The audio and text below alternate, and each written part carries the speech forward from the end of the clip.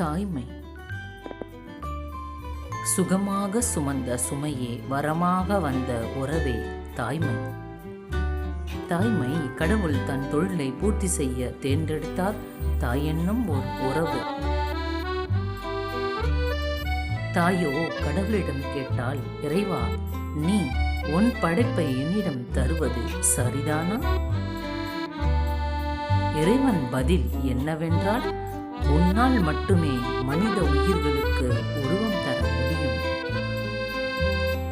கருவறையில் கடவுளிடம் வரம் வாங்கி தோன்றினாய். கலியுகத்தில் தாயிடம் வரம் வாங்கி பிறந்தாய்.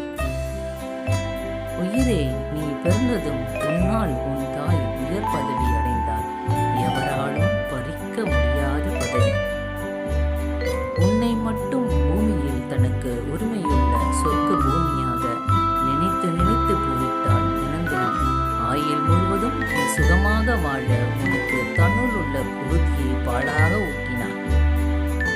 தாய்மை என்னும்